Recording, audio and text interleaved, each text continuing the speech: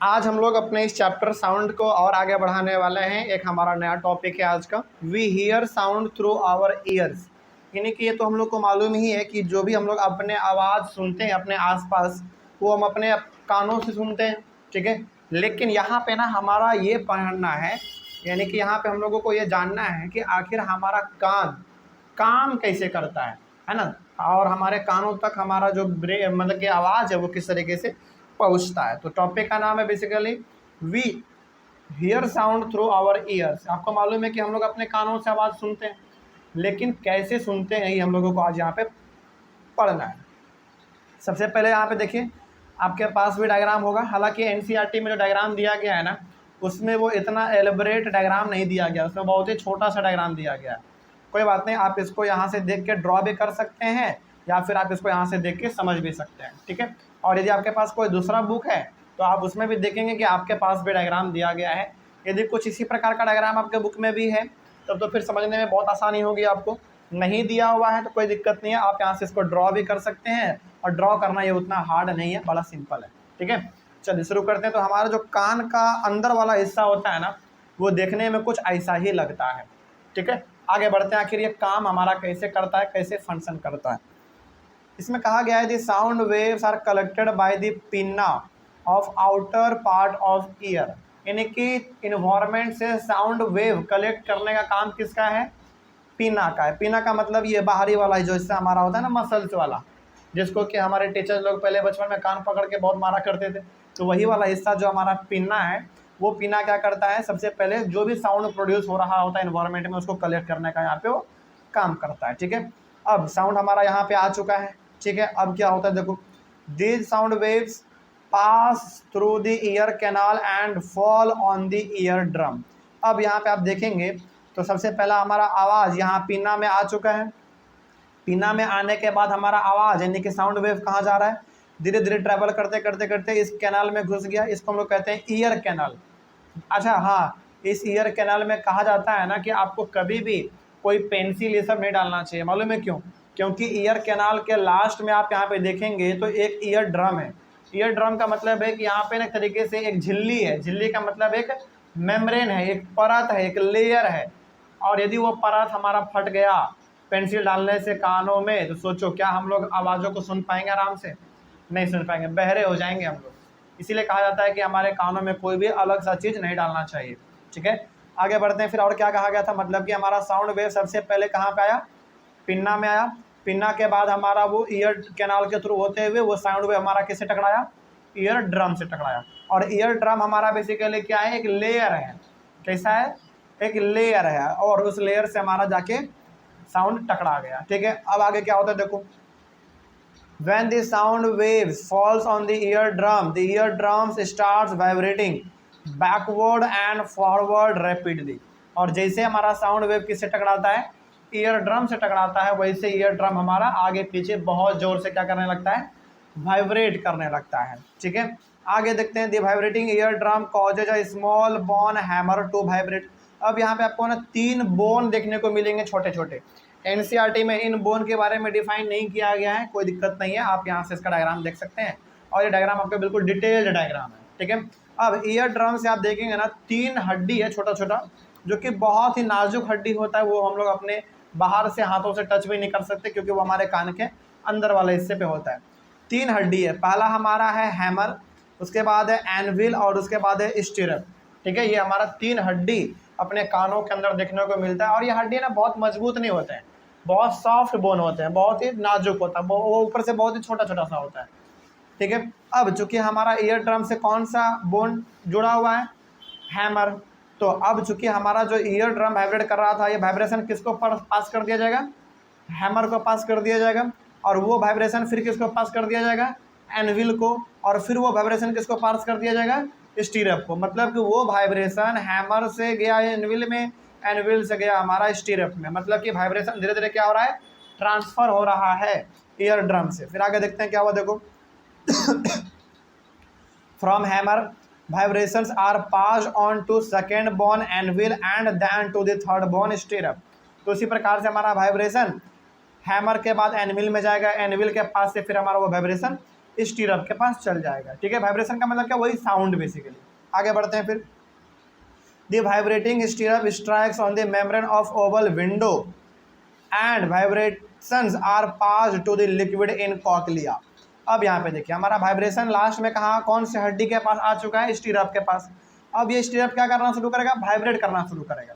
और ये स्टीरअप हमारा वाइब्रेट इस तरीके से करेगा कि यहाँ पे ना हमारा एक ओवल विंडो है वो भी हमारा वाइब्रेट करना शुरू कर जाएगा। जिस प्रकार से हमारा यहाँ पे ईयर ड्रम से क्या कनेक्टेड था, हैमर, तो वाइब्रेट करने लगा था।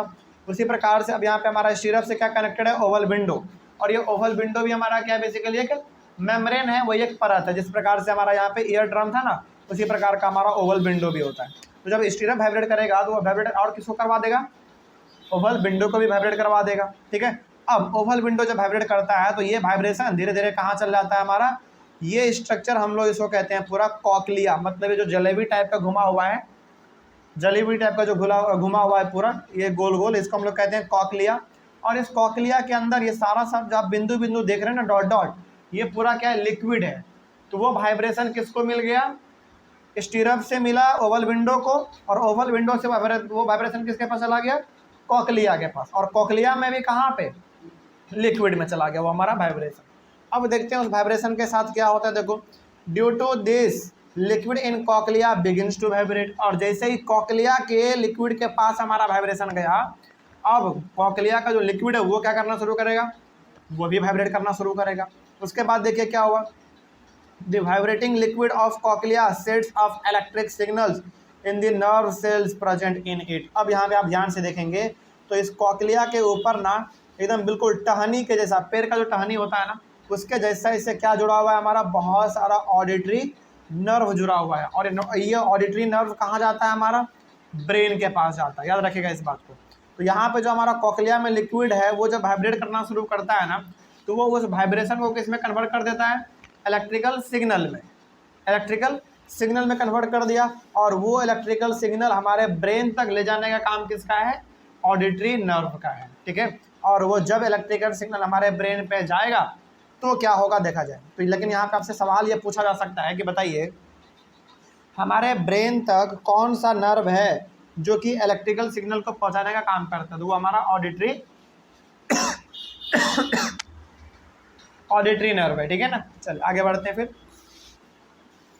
तो कॉकलिया में हमारा लिक्विड था, लिक्विड ने वाइब्रेशन को इलेक्ट्रिकल सिग्नल में कन्वर्ट किया, और वो इलेक्ट्रिकल सिग्नल ब्रेन तक ले जाने का काम कौन कर रहा है, हमारा ऑडिटरी नर्व कर रहा है। उसके बाद क्या हुआ देखो, this electrical signals are carried by auditory nerve to the brain. वही बात हमने कहा जो है, हमारे उस इलेक्ट्रिकल सिग्नल को ब्रेन तक लेके जाने का काम ऑडिटरी नर्व करता है। उसके बाद the brain interprets this electrical signals as sound and we get the sensation of hearing. तो हमारा ब्रेन उस इलेक्ट्रिकल सिग्नल को क्या समझ लेता है, साउंड समझ लेता है, और उसके प्रति हम लोग क्या करते हैं, एक्ट करते हैं। मतलब कि हम लोग को अपना कुछ सुनना होता है तो हम लोग उस आवाज़ को सुन जाते हैं। तो वो आवाज़ हमारा इलेक्ट्रिकल सिग्नल के रूप में जाता है ब्रेन के पास, और ब्रेन उसको साउंड समझ लेता है। उसके बाद फिर हम लोग उसको समझ आते हैं कि अच्छा ये आवाज़ ऐसा है वैसा है। ठीक है, उसके बाद हम लोगों को सेंसेशन ऑफ हियरिंग मिल जाता है, मतलब कि हम लोग उसके बाद ही सुन पाते हैं। ठीक है, तो इस तरीके से हमारा ये ह्यूमन ब्रेन नहीं, ह्यूमन ईयर काम करता है। और हालांकि हमारा ह्यूमन ईयर ब्रेन से भी कनेक्टेड है ऑडिटरी नर्व के थ्रू। तो यहाँ पे एक बार हम पूरा बता दे रहे हैं एक बार में।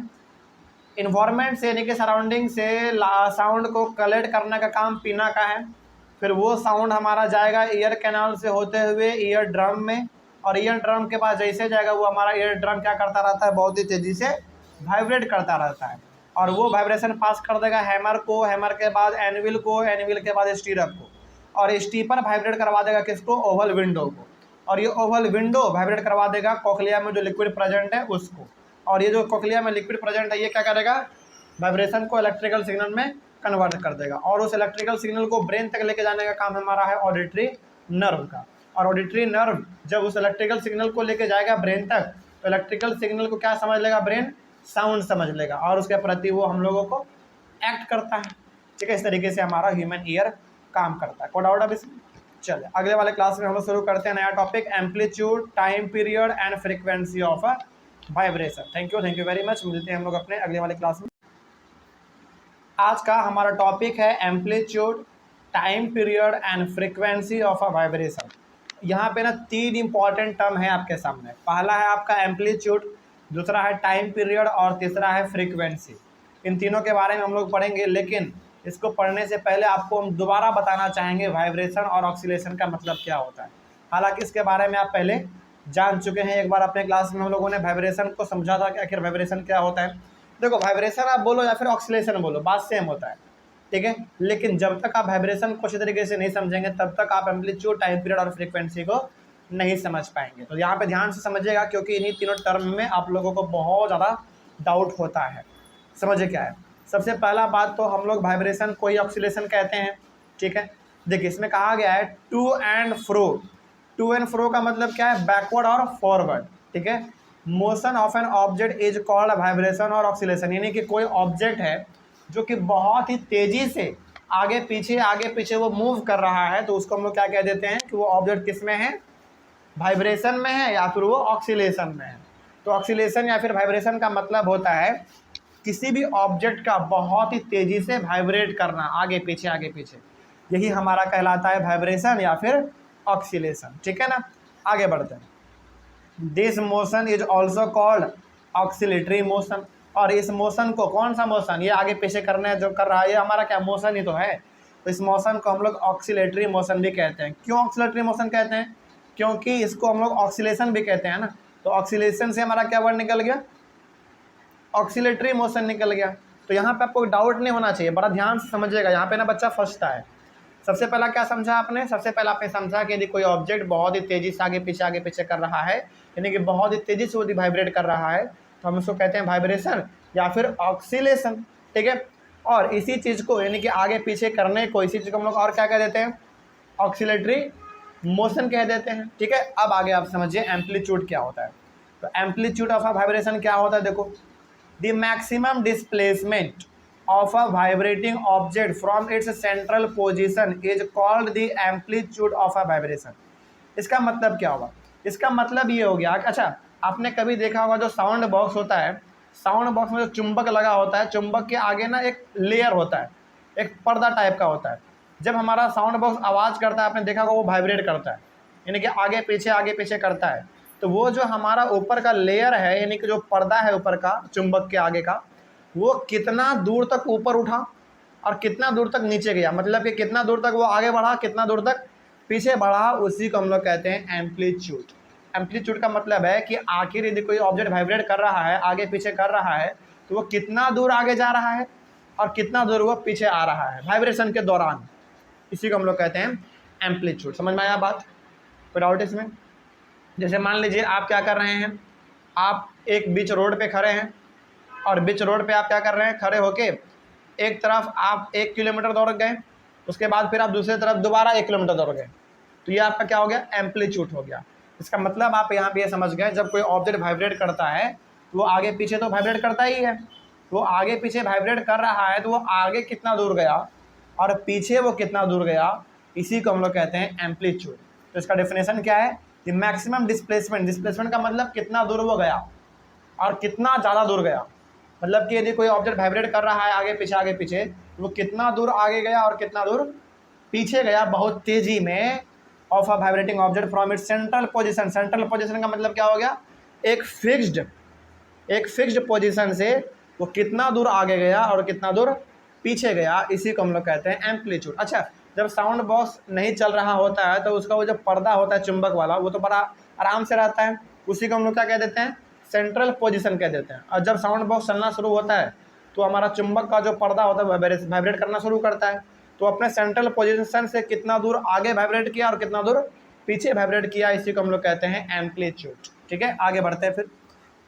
Amplitude of a vibration tells us how far the vibrating object is displaced from its central position. तो एम्पलीट्यूड हमको क्या बताता है? एम्पलीट्यूड हमको ये बताता है कि देखो, जब हमारा वाइब्रेशन हो रहा था तो वो ऑब्जेक्ट कितना दूर आगे खिसक गया और कितना दूर वो पीछे खिसक गया अपने सेंट्रल पोजीशन से, यही हमारा बताता है एम्पलीट्यूड। अच्छा, एक बात बताइए, यदि एम्पलीट्यूड बहुत आगे जा रहा है और बहुत पीछे आ रहा है, इसका मतलब कि उसमें वाइब्रेशन हमारा क्या है? बहुत ही तगड़ा वाइब्रेशन है। जैसे बहुत बार क्या होता है ना, डीजे ये सब जब बजता है तो आप देखते होंगे कि उसका पर्दा ना बहुत आगे पीछे भागता है बहुत तेज़ी से। और कोई कोई साउंड बॉक्स होता है कि जो कि बहुत ही धीरे बजता है, तो उसमें आपको वाइब्रेशन भी देखने को लगभग ना ही मिलता है। तो जो ज़्यादा वाइब्रेट कर रहा है इसका मतलब कि उसमें एम्पलीट्यूड ज़्यादा है। ठीक है, यही बात आपको यहाँ पे ध्यान में रखना था। तो एम्पलीट्यूड बेसिकली हमको ये बताता है कि वो वाइब्रेटिंग ऑब्जेक्ट कितना ज़्यादा आगे और कितना ज़्यादा पीछे हट रहा है, खिसक रहा है अपने सेंट्रल पोजीशन से। यही हो गया हमारा एम्पलीट्यूड। आगे बढ़ते हैं। फिर उसके बाद टाइम पीरियड। टाइम पीरियड भी बड़ा आसान है। देखो, the time taken by a vibrating object to complete one vibration is called its time period. One vibration का मतलब क्या है? वन वाइब्रेशन का मतलब यहाँ पे है कि अपने सेंट्रल पोजीशन से वो ऑब्जेक्ट आगे गया, फिर वो पीछे आया, और पीछे आने के बाद वो दोबारा अपने सेंटर पोजीशन पे आ गया। तो यानी कि एक कंप्लीट ऑक्सीलेशन कहने का मतलब क्या है, या फिर एक कंप्लीट वाइब्रेशन कहने का मतलब क्या है कि एक बार वो आगे जाएगा और एक बार वो पीछे जाएगा। तो एक बार आगे जाने में और एक बार पीछे जाने में उसको कितना समय लगा, इसी को हम लोग कहते हैं time period of a vibration. कोई दिक्कत इसमें? जैसे एग्जांपल के तौर पे मान लीजिए, यदि मैं आपको बोलूं कि देखो अभी ना 4 बज रहा है, तो बताओ दोबारा हमारा 4 कब बजेगा? अभी शाम का हमारा 4 बज रहा है, तो बताइए दोबारा हमारा 4 कब बजेगा?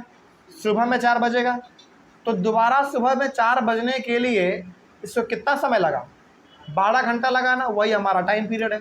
मतलब कि एक बार हमारा ऑब्जेक्ट जो वाइब्रेट किया, जो एक बार आगे गया और एक बार पीछे गया, उसको एक बार आगे जाने में और एक बार पीछे जाने में और दोबारा अपने सेंट्रल पोजीशन पे आने में कितना समय लगा, ये हमारा कहलाता है टाइम पीरियड। जैसे मान लीजिए कि वो क्या कर रहा है अपना, वो पहले रुका हुआ था, उसका क्या था, वो रुका हुआ था तो सेंट्रल पोजीशन था, रुका हुआ था, वाइब्रेट करना शुरू किया, वो एक बार आगे गया, आगे से फिर अपने पोजीशन पे आया सेंट्रल पोजीशन पे, फिर वहाँ से वो पीछे जाएगा, पीछे जाने के बाद वो दोबारा किस पे जाएगा? अपने सेंट्रल पोजीशन पे जाएगा। तो ये हो गया इसका एक बार कंप्लीट वन वाइब्रेशन।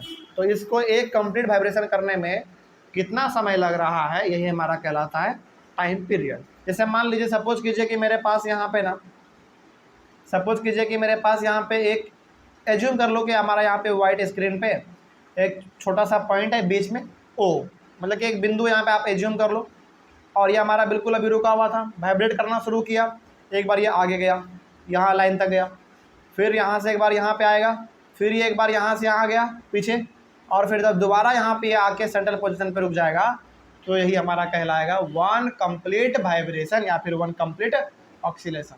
तो एक बार आगे जाके फिर एक बार अपने पोजीशन पे आगे, फिर एक बार पीछे जाके फिर अपने पोजीशन पे आने के बाद उसको कितना टाइम लग रहा है ये करने में, यानी कि एक बार आगे जाने में और एक बार पीछे जाके दोबारा हमारे सेंट्रल पोजीशन पे आने में उसको कितना समय लग रहा है, ये हमारा कहलाता है टाइम पीरियड।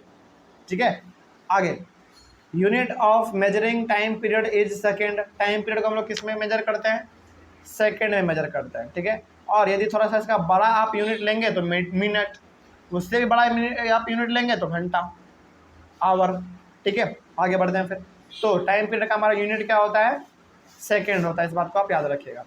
अब हमारे यहाँ पे फ्रीक्वेंसी। फ्रीक्वेंसी का मतलब क्या है? देखो, the number of vibrations made in 1 second is called the frequency of a vibration. Frequency का मतलब है कि एक सेकेंड में वो ऑब्जेक्ट कितना बार वाइब्रेट कर रहा है, मतलब कितना बार वाइब्रेट कर रहा है, मतलब कि एक कंप्लीट ऑक्सीलेशन या फिर एक कंप्लीट वाइब्रेशन वो कितने बार कर ले रहा है, ये हमारा कहलाता है फ्रीक्वेंसी। जैसे मान लीजिए कि होता है ना, कई बार जब हमारा डीजे बहुत तेज़ी से बजने लगता है तो वो क्या करता है, एक सेकंड में कम से कम 3-4 बार वाइब्रेट कर जाता है। होता है ऐसा, कभी कभी होता है जब हम लोग अपने आवाज़ साउंड बॉक्स को बहुत तेज़ी से, जब हम लोग अपने साउंड बॉक्स को बहुत ही तेज़ी से बजाने लगते हैं तो हमारा बेसिकली वाइब्रेशन जो है ना थोड़ा सा बढ़ जाता है। तो एक सेकेंड में वो कितना ज़्यादा वाइब्रेट कर दे रहा है, वही हमारा कहलाता है फ्रीक्वेंसी ऑफ अ वाइब्रेशन। ठीक है, चलिए उसके बाद फिर हमारा आ गया frequency is expressed in hertz. इसका मतलब क्या हुआ देख लिया जाए। हमने कहा कि हमारा जो फ्रीक्वेंसी को एक्सप्रेस करने का तरीका होता है वो हर्ट्ज में होता है। जैसे हम लोग टाइम को किस में करते हैं? सेकेंड में करते हैं। उसी प्रकार से फ्रीक्वेंसी को किस में करेंगे? हर्ट्ज में करेंगे। और हर्ट्ज को लिखने का तरीका होता है कैपिटल H और स्मॉल z। ठीक है, इस बात को आप याद रखिएगा। आगे हाँ, फ्रीक्वेंसी को फ्रीक्वेंसी को एक्सप्रेस करने का तरीका क्या होगा, कैपिटल एच और स्मॉल जेड। ठीक है, आगे बढ़ते हैं। तो ये सब तरीका है फ्रीक्वेंसी को रिप्रेजेंट करने का। उसके बाद फिर a frequency of 1 hertz in 1 vibration per second. अच्छा, यदि मान लीजिए कहीं पे लिखा हुआ है frequency is equal to 1 hertz, इसका मतलब क्या है, इसका मतलब है कि 1 सेकेंड में 1 वाइब्रेशन पर सेकेंड। इसका मतलब 1 हर्ट्ज का मतलब क्या होगा, 1 हर्ट्ज का मतलब हुआ कि 1 सेकेंड में कितने बार वाइब्रेट किया, 1 बार वाइब्रेट किया। तो फ्रीक्वेंसी का मतलब ही होता है कि 1 सेकेंड में कितना बार हमारा वाइब्रेशन हो गया, वही हमारा कहलाता है फ्रीक्वेंसी। ठीक है, और यदि कहीं पे आपको दिख जाए कि भैया 1 हर्ट्ज लिखा हुआ है, इसका मतलब है कि वो 1 सेकेंड में 1 बार वाइब्रेट किया। उसी प्रकार से मान लीजिए कहीं पे 20 हर्ट्ज लिखा हुआ है, इसका मतलब क्या हुआ, वो 20 सेकंड में। बस वही चीज़ है। कोई दिक्कत है इसमें? चलिए आगे बढ़ते हैं फिर। उसके बाद है हमारा यहाँ पे लाउडनेस एंड पिच। लाउडनेस क्या होता है और पिच क्या होता है, ये दोनों अलग अलग टर्म याद रखिएगा। लाउडनेस अलग चीज होता है और पिच अलग चीज होता है। देखा जाए इसमें क्या कहा गया है। लाउडनेस के बारे में सबसे पहले बात कर लेते हैं हम लोग। The loudness of sound depends on it's amplitude.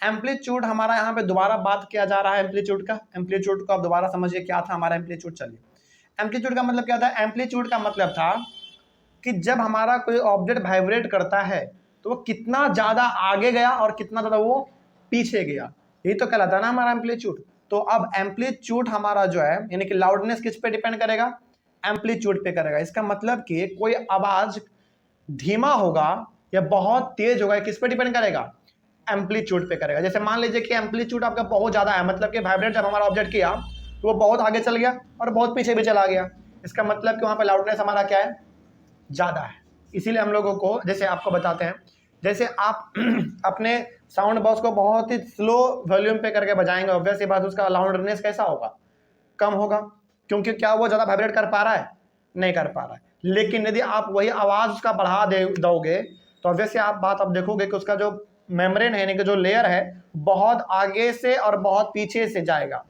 Vibrate करेगा। तो लाउडनेस किस पे डिपेंड करता है, एम्पलीट्यूड पे डिपेंड करता है हमारा लाउडनेस। आगे बढ़ते हैं फिर। When the amplitude of vibration is large, then sound produced is loud। Obvious सी बात है, यदि हमारा एम्पलीट्यूड ज़्यादा होगा, ऑब्वियस सी बात है हमारा लाउडनेस क्या होगा, ज़्यादा होगा, मतलब कि आवाज़ हमारा कैसा निकलेगा, लाउड निकलेगा, बहुत आवाज़ तेज निकलेगा। उसी प्रकार से when the amplitude of vibration is small, यदि हमारा एम्पलीट्यूड बहुत छोटा है, मतलब कि वो वाइब्रेटिंग ऑब्जेक्ट हमारा बहुत ही कम आगे बढ़ रहा है और बहुत ही कम पीछे आगे बढ़ रहा है, इसका मतलब कि लाउडनेस हमारा कैसा होगा, बहुत ही लो होगा, यानी कि साउंड जो प्रोड्यूस होगा वो कैसा होगा, लो होगा, बहुत उसका आवाज़ धीमा होगा। ठीक है, यदि आप यहाँ पे हर एक एम्पलीट्यूड को समझ जाएंगे ना तो ये सब पॉइंट अपने आप समझ में आ जाएगा। इसीलिए हमने कहा आप इसको दोबारा घर पे जाके पढ़िएगा। ठीक है, एम्पलीट्यूड का सिंपल सा मतलब है वाइब्रेटिंग ऑब्जेक्ट कितना ज़्यादा आगे बढ़ा और कितना ज़्यादा वो पीछे बढ़ा, यही हमारा एम्पलीट्यूड कहलाता है। ऑब्वियस सी बात है, यदि कोई वाइब्रेटिंग ऑब्जेक्ट जो वाइब्रेशन हमारा कर रहा है वो बहुत आगे बढ़ रहा है और बहुत पीछे बढ़ रहा है, इसका मतलब है वो लाउड होगा आवाज़ हमारा। और यदि वो बहुत ही धीमे धीमे आगे बढ़ रहा है, पीछे बढ़ रहा है, इसका मतलब कि आवाज़ का हमारा वॉल्यूम बहुत ही कम होगा। वही बात इसमें कहा गया था। तो लाउडनेस किस पे डिपेंड करेगा, एम्पलीट्यूड पे डिपेंड करेगा। एम्पलीट्यूड ज़्यादा होगा, लाउडनेस ज़्यादा होगा, एम्पलीट्यूड कम होगा, लाउडनेस हमारा कम होगा। उसके बाद है हमारा एक और चीज़ यहाँ पे, पिच और श्रिलनेस। पिच और श्रिलनेस क्या होता है, देखो, pitch is that characteristics of sound by which we can distinguish between different sounds of the same loudness. Pitch का मतलब होता है वो एक खासियत, वो एक खास बात जिसके थ्रू हम लोग क्या कर सकते हैं, दो अलग अलग साउंड को पहचान सकते हैं। जैसे मान लीजिए आपके सामने ना आपको क्या कर दिया जाए, एक रूम में बंद कर दिया जाए मान लीजिए, और रूम के बाहर एक लड़का है और एक लड़की है, ठीक है, और उन दोनों को कहा गया है कि दोनों एकदम एक आवाज़ में क्या करो, चिल्लाओ। तो क्या आप ये नहीं पहचान पाओगे कि कौन सा आवाज़ लड़का का था और कौन सा आवाज़ लड़की का था, पहचान जाओगे ना। इसी को हम लोग कहते हैं पिच। तो पिच का मतलब होता है साउंड का वो खासियत जो क्या कर सकता है, दो अलग अलग साउंड को पहचानने में मदद करवा सकता है, वही हमारा पिच कहलाता है। अब बताइए यहाँ पे पिच हमारा जो मेल का होगा वो अलग होता है और फीमेल का अलग होता है। इसलिए आप देखते होंगे कि मेल का जो आवाज़ होता है वो अक्सर वो थोड़ा सा भारी होता है ना, लेकिन जो फीमेल का आवाज़ होता है वो थोड़ा सा श्रील होता है, थोड़ा सा तीखा होता है ना, बहुत ही शार्प होता है। तो पिच हमारा वही है, pitch is that characteristics of sound by which we can distinguish between different sounds of the same loudness, मतलब कि यदि कोई दो आवाज़ हो जो कि सेम आवाज़ के साथ सेम लाउडनेस के पास साथ बज रहा हो, तो उसको हम लोग डिस्टिंग्विश कर सकते हैं, मतलब कि अलग अलग पहचान सकते हैं कि हाँ इसका ये आवाज़ है और इसका ये आवाज़ है। एग्जाम्पल वही है हमारा, एक लड़का का आवाज़ और एक लड़की का आवाज़, दोनों को कहा जाए कि दोनों ना तुम बिल्कुल बराबर मात्रा में चिल्लाओ, तो दोनों के आवाज़ को हम लोग आसान से पहचान लेते हैं। ये क्यों पहचान पा रहे हैं? बिकॉज ऑफ देयर पिच, ठीक है, क्योंकि लड़की का आवाज़ थोड़ा सा मीठा होगा, थोड़ा सा तीखा होगा, श्रील होगा। उसी प्रकार से जो मेल का आवाज़ है वो थोड़ा सा भारी होता है, घरघराहट टाइप का होता है। ठीक है, आगे बढ़ते हैं फिर। The pitch of sound depends on it's frequency. Pitch किस पर डिपेंड करता है? फ्रीक्वेंसी पर डिपेंड करता है। अब दोबारा आ जाइए आप, फ्रीक्वेंसी पे क्या था देखो। फ्रीक्वेंसी का मतलब है कि एक सेकेंड में कितना बार हमारा ऑब्जेक्ट क्या कर रहा है? वाइब्रेट कर रहा है, यही हमारा कहलाता है फ्रीक्वेंसी। तो पिच हमारा किस पर डिपेंड करेगा? जल्दी बताइए। फ्रीक्वेंसी पे, मतलब कि यहाँ पे ये हो गया कि यदि एक लड़का और एक लड़की दोनों सेम आवाज़ में चिल्ला रहा है, तो इसका मतलब है कि लड़की उसी आवाज़ में वाइब्रेट क्या कर दे रही है? ज़्यादा कर दे रही है, लेकिन लड़का का आवाज़ उतना वाइब्रेट नहीं कर पा रहा है, इसीलिए लड़का का आवाज़ थोड़ा सा भारी लगता है और लड़की का आवाज़ थोड़ा सा मीठा लगता है, यानी कि थोड़ा सा शार्प लगता है। तो हमारा पिच जो है वो फ्रीक्वेंसी पे डिपेंड करता है। तो लड़की जो इतना बहुत जल्दी जल्दी कुछ भी बोल लेती हैं और उनका जो आवाज़ है बहुत मीठा निकलता है, बहुत ही शार्प निकलता है, इसका मतलब है कि वो कम समय में ज़्यादा वाइब्रेट अपने को कर पा रही हैं। ठीक है ना, आगे बढ़ते हैं। लेकिन ये चीज़ हमारे मेल में नहीं होता। मेल का आवाज़ थोड़ा सा भारी निकलता है, क्यों है? क्योंकि वो कम समय में कम ही वाइब्रेट कर पाता है। ठीक है, आगे बढ़ते हैं। उसके बाद if the frequency of vibration is higher, यदि हाइयर है हमारा फ्रीक्वेंसी, यानी कि फ्रीक्वेंसी ज़्यादा है, तो ऑब्वियस सी बात है हमारा then this sound has a high pitch. इसका पिच कैसा होगा? हाई होगा। ऑब्वियस सी बात है, फ्रीक्वेंसी ज़्यादा होगा तो उसका पिच भी हाई होगा, मतलब कि नंबर ऑफ ऑक्सीलेशन यदि ज़्यादा होंगे तो उसका जो तीखापन है वो थोड़ा सा और बढ़ जाएगा। ठीक है, आगे if the frequency of vibration is lower than the sound has a lower pitch. यदि हमारा फ्रीक्वेंसी बहुत ही लो है तो ऑब्वियस सी बात है आपका पिच भी कैसा होगा? लो होगा। अच्छा बताइए, फ्रीक्वेंसी ज़्यादा किस में होता है, मेल या फीमेल? फीमेल में, इसीलिए उसका आवाज़ कैसा होता है? थोड़ा सा हाई पिच वाला होता है, मतलब कि थोड़ा सा श्रीलनेस होता है, थोड़ा सा मीठा होता है। ठीक है, उसके बाद फ्रीक्वेंसी ज़्यादा सबसे कम किस में होता है? मेल में होगा, इसीलिए उसका पिच कैसा निकलता है? बहुत ही कम निकलता है, मतलब कि हम लोग थोड़ा सा घड़घड़ाहट के साथ बोलते हैं, हमारा उतना आवाज़ मीठा नहीं होता। आगे बढ़ते हैं फिर। ये हमारा हो गया पिच या फिर श्रीलनेस के बारे में। चलिए आगे बढ़ते हैं। फॉर एग्जाम्पल के तौर पे आप देख लीजिए, और drum vibrates with a low frequency therefore it produces a low pitched sound, यानी कि जब हम लोग एक ड्रम को बजाते हैं तो ड्रम में वाइब्रेशन क्या होता है? बहुत ही कम होता है। ड्रम में ना उतना जल्दी वाइब्रेट नहीं करता, बहुत धीरे धीरे वाइब्रेट करता है। तो वैसी बात है, यदि हमारा ड्रम बहुत ही धीरे वाइब्रेट कर रहा है तो वो साउंड कैसा निकालेगा? लो पिच साउंड निकालेगा, बहुत ही धीमा धीमा आवाज़ निकालेगा वो। उसी प्रकार से आगे सिमिलरली अ व्हिसल, व्हिसल मतलब सीटी, vibrates with a high frequency therefore it produces a high pitched sound. जब हम लोग एक सीटी बजाते हैं तो बताइए वहाँ पे क्या वाइब्रेशन कम होता है या ज़्यादा होता है? ज़्यादा होता है। वाइब्रेशन ज़्यादा होने का मतलब है फ्रीक्वेंसी ज़्यादा होना, और फ्रीक्वेंसी वहाँ पे ज़्यादा हो रहा है, इसका मतलब कि हमारा आवाज़ कैसा निकलता है? बहुत ही शार्प निकलता है, बहुत ही श्रील निकलता है, बहुत ही मीठा आवाज़ निकलता है सीटी से। ठीक है, आगे a woman has a high frequency, woman के पास हाई फ्रीक्वेंसी होता है, therefore she produces a high pitched sound as compare to men. वही बात हमने जो कहा था अभी कुछ देर पहले कि वुमेन में जो फ्रीक्वेंसी होता है वो थोड़ा सा ज़्यादा होता है, मतलब कि वो कम समय में ज़्यादा अपने वोकल कॉर्ड को वाइब्रेट कर लेती हैं, तो उसमें फ्रीक्वेंसी ज़्यादा है। और चूँकि भाई फ्रीक्वेंसी ज़्यादा है तो उसका आवाज़ भी कैसा होगा? हाई पिच वाला आवाज़ होगा, उसका बहुत ही श्रील आवाज़ निकलेगा, बहुत ही तीखा आवाज़ निकलेगा। किसके कंपैरिजन में? मैन के कंपैरिजन में। ठीक है, ये हमारा हो गया। कोई डाउट अब इसमें? चलिए अगले वाले क्लास में हम लोग शुरू करेंगे ऑडिबल एंड इनऑडिबल साउंड्स। तब तक के लिए थैंक यू वेरी मच। मिलते हैं हम लोग अपने अगले वाले क्लास में। आज का हमारा टॉपिक है ऑडिबल एंड इनऑडिबल साउंड्स। ये क्या होता है? चलिए सबसे पहले हम लोग देखते हैं इनऑडिबल साउंड का मतलब क्या है। देखिए, sounds of frequencies less than 20 hertz. अच्छा 20 हर्ट्स का मतलब, अच्छा सबसे पहले बात तो यहाँ पे बताइए फ्रीक्वेंसी क्या था। फ्रीक्वेंसी का मतलब था कि एक सेकेंड में कितना बार हमारा ऑब्जेक्ट क्या कर रहा है? वाइब्रेट कर रहा है, ये हमारा कहलाता है फ्रीक्वेंसी। तो यहाँ पे 20 हर्ट्ज लिखा हुआ है। 20 हर्ट्ज का मतलब है कि वो 20 बार वाइब्रेट करेगा। कितने देर में? 1 सेकेंड में। 1 सेकेंड में यदि 1 सेकेंड में वो 20 बार वाइब्रेट कर रहा है, इसका मतलब कि उसका फ्रीक्वेंसी कितना है? 20 हर्ट्ज है। ठीक है, उसी प्रकार से आगे बढ़ते हैं। फिर 20,000 हर्ट्ज का मतलब क्या हुआ? 20,000 हर्ट्ज का मतलब हुआ कि वो 20,000 बार वाइब्रेट करेगा। कितने सेकंड में?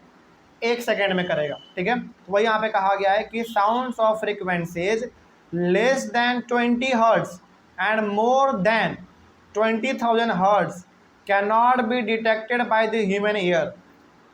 सच sounds are called inaudible sound. यानी कि हमारा जो ये ह्यूमन ईयर है वो कितने फ्रीक्वेंसी के आवाज़ों को डिटेक्ट कर सकता है, मतलब कि कितने तक के फ्रीक्वेंसी को वो डिटेक्ट कर सकता है। तो याद रखिएगा, लेस देन 20 हर्ट्ज और मोर देन 20,000 हर्ट्ज, इन सारे आवाज़ों को हमारा कान सुन नहीं सकता। इसका मतलब हो गया कि हमारा आवाज़ फिर कौन से साउंड को सुन सकता है? 20 हर्ट्ज से लेके 20,000 हर्ट्ज के बीच वाले फ्रीक्वेंसी को ही हमारा कान सुन सकता है। तो 20 हर्ट्ज से नीचे वाला और 20,000 हर्ट्ज से ऊपर वाला हमारा कान आवाज़ नहीं सुन सकता। ठीक है ना, इस बात को आप याद रखिएगा। मतलब ये हो गया कि यदि 20 हर्ट्ज से कम फ्रीक्वेंसी है तो हमारा कान उसको नहीं सुन सकता। उसी प्रकार से यदि 20,000 हर्ट्ज से ज़्यादा फ्रीक्वेंसी है तो भी हमारा कान आवाज़ उसको नहीं सुन सकता। तो फिर हमारा कान आवाज़ सुन कौन सकता है? 20 हर्ट्ज से लेकर 20,000 हर्ट्ज के बीच वाले को ही वो सुन सकता है। हमारा कान उसको डिटेक्ट कर सकता है। ठीक है ना, कोई दिक्कत है इसमें? चलिए आगे बढ़ते हैं। फिर inaudible sounds cannot be heard by human beings. तो हम जो ह्यूमन बींग्स हैं, हम ह्यूमन बींग्स इनऑडिबल साउंड को सुन नहीं सकते हैं। मतलब कि 20,000 से ऊपर और 20 हर्ट्ज से नीचे वाले साउंड को हम लोग सुन नहीं सकते हैं। हम ह्यूमन बींग्स नहीं सुन सकते हैं। ऑडिबल साउंड फिर क्या होता है? देखो, जो हम लोग सुन सकते हैं, तो वैसे बात हम लोग किसको सुन सकते हैं? 20 हर्ट्ज से लेकर 20,000 हर्ट्ज के फ्रीक्वेंसी को ही सुन सकते हैं बस। वही हो गया हमारा ऑडिबल साउंड। तो sounds of frequencies between 20 hertz to 20,000 hertz can be detected by the human ear. Such sounds are called audible sounds. मतलब कि हमारा ह्यूमन जो कान है, मानव जाति का जो कान है, वो मात्र 20 हर्ट्ज से लेकर 20,000 हर्ट्ज के साउंड वाले फ्रीक्वेंसी को ही वो सुन सकता है। और ये हमारा क्या कहलाएगा? ऑडिबल साउंड कहलाएगा। ठीक है, आगे Audible sounds can be heard by human beings, लेकिन इसको हम लोग क्या कर सकते हैं? सुन सकते हैं। ठीक है, thus the range of audible sound is from 20 hertz to 20,000 hertz. तो बताइए अब ऑडिबल साउंड का रेंज कितना हुआ? फिर ऑडिबल साउंड का रेंज कितना हुआ? 20 हर्ट्ज से लेकर 20,000 हर्ट्ज के बीच में। ठीक है, इससे कम और इससे ज़्यादा हमारा कान नहीं सुन सकता। इसके बीच वाले आवाज़ों को ही हमारा कान सुन सकता है। कोई डाउट इसमें? अब चलो, तो ये हमारा ऑडिबल साउंड और इनऑडिबल साउंड का टॉपिक भी कंप्लीट होता है। उसके बाद है हमारा next topic noise and music. Noise and music क्या? देखो, नॉइज का और म्यूजिक का डेफिनेशन ना बड़ा सिंपल दिया गया है एनसीईआरटी बुक में। एनसीईआरटी बुक में नहीं बल्कि हर बुक में नॉइज और म्यूजिक का डेफिनेशन बड़ा सिंपल दिया गया है। नॉइज का मतलब होता है कि जो आपके कानों को पसंद ना आए, जो आपको सुनने में अच्छा ना लगे, वो क्या है? नॉइज है। मतलब कि बेकार है, वो हल्ला गुल्ला है बस। लेकिन जो आपके कानों को अच्छा लगे, जो आपके कानों को सुनने में अच्छा लग रहा है, वो हमारा म्यूजिक है। यही डेफिनेशन है नॉइज का और म्यूजिक का। बस एग्जांपल देख लीजिए, इसका डेफिनेशन पहले देखते हैं। Unpleasant sounds are called noise. मतलब कि अनप्लीजेंट का मतलब क्या हो गया? जो आवाज़ हमारे कानों को पसंद नहीं है, वो क्या है? नॉइज है। जैसे मान लीजिए कि यदि मेरे कान के आगे आके एक कुत्ता बार बार चिल्लाता रहे, भौं भौं करता रहे, तो क्या वो हमको अच्छा लगता है क्या? नहीं। तो वो क्या हो जाएगा? हमारा नॉइज हो जाएगा। जैसे मान लीजिए कि हमारे कान के पास ना एक बहुत अच्छा सा म्यूजिक बज रहा है और उसको हम आनंद ले पा रहे हैं, अच्छा लग रहा है हमको, तो वो क्या बन जाएगा? क्या वो नॉइज बनेगा? नहीं, वो म्यूजिक हो जाएगा। तो जो आपके कानों को अच्छा लगे वो म्यूजिक है, जो आपके कानों को खराब लगे वो नॉइज है। बस सिंपल सी बात है।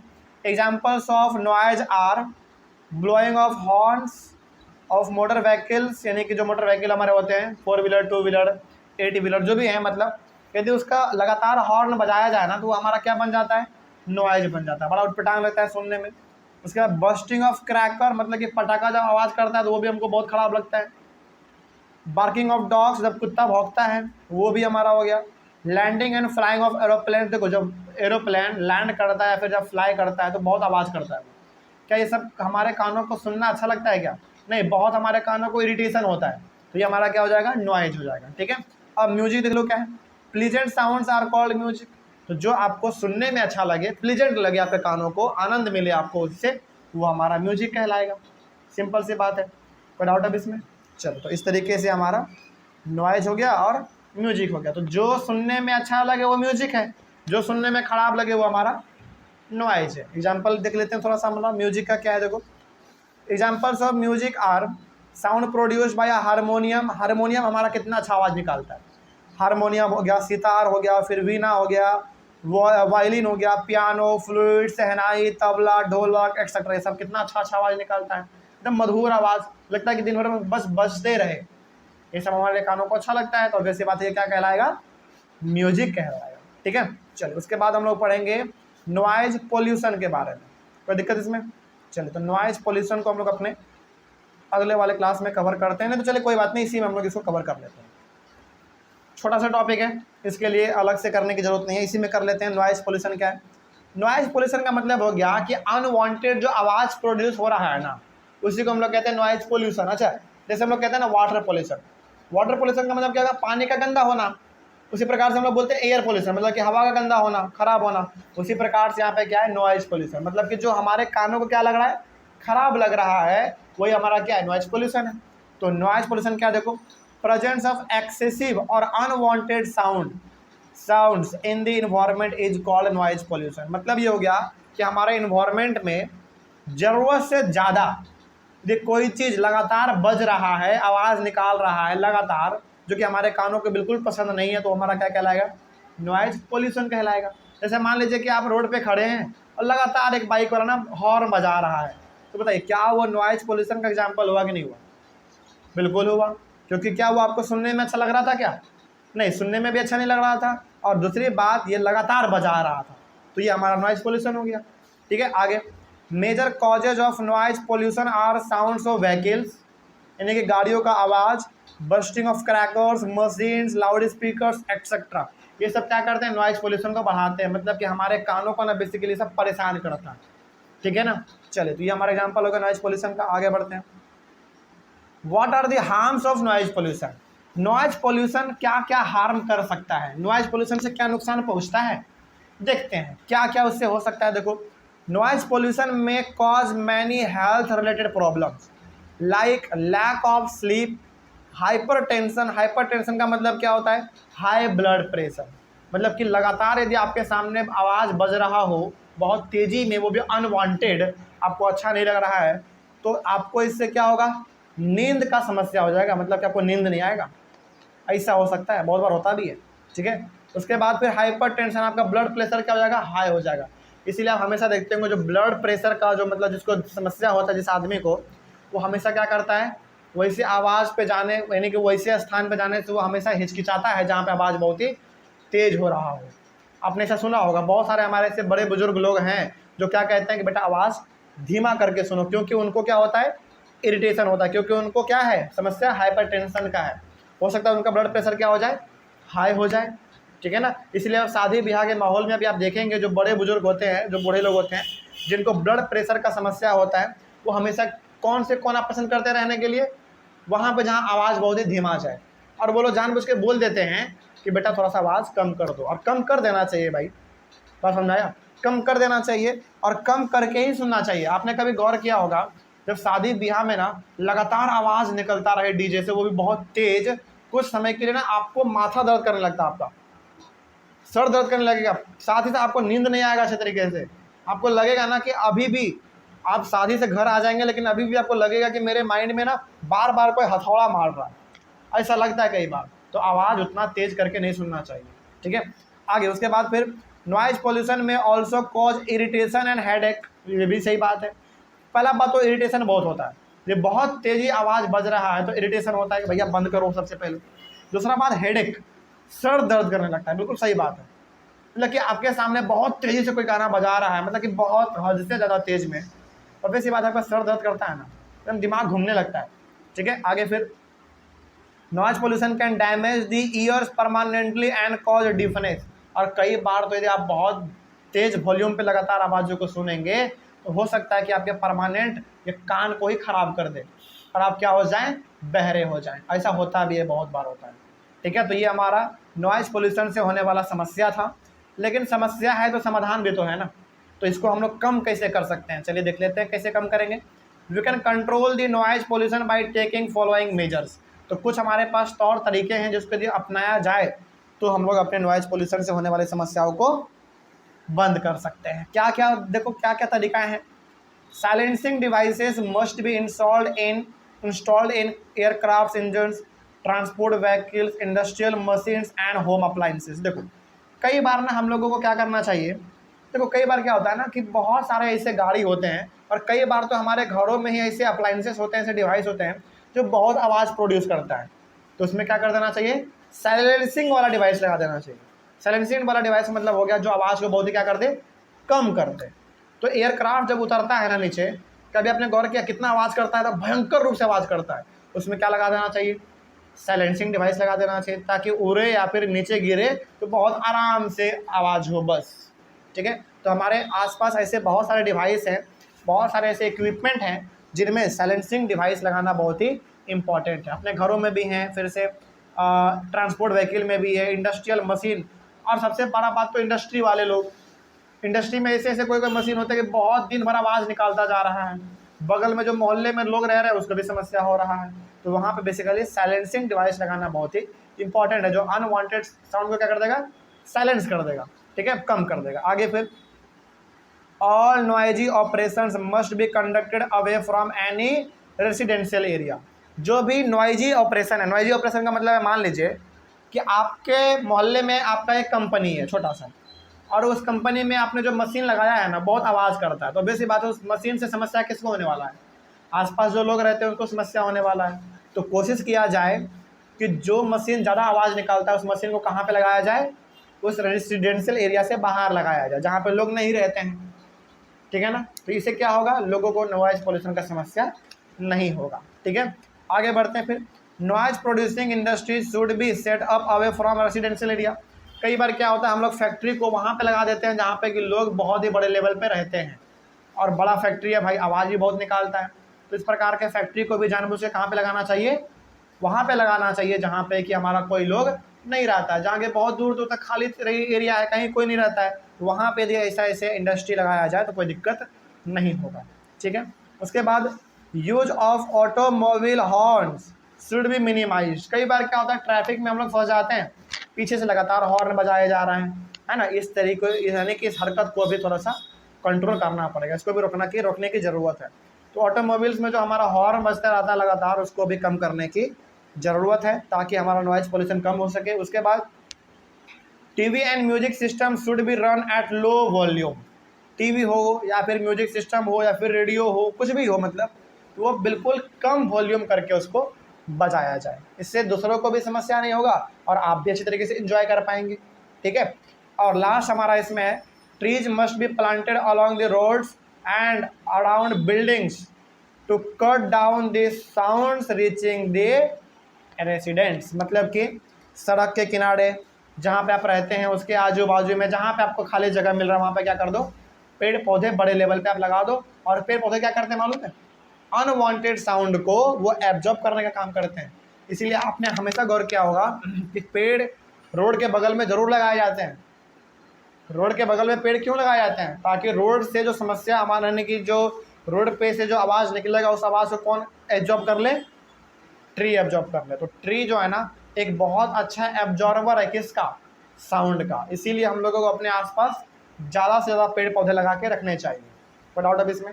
चलो, तो इस तरीके से हमारा ये चैप्टर कंप्लीट होता है। ऑनलाइन वाले बच्चे, आप लोगों को कहीं पे डाउट रहा होगा तो आप लोग एक बार कमेंट कीजिएगा। हम लोग मिलेंगे अपने अगले वाले क्लास में एक नए चैप्टर के साथ और एक नए शुरुआत के साथ। तब तक के लिए thank you very much and have a nice day.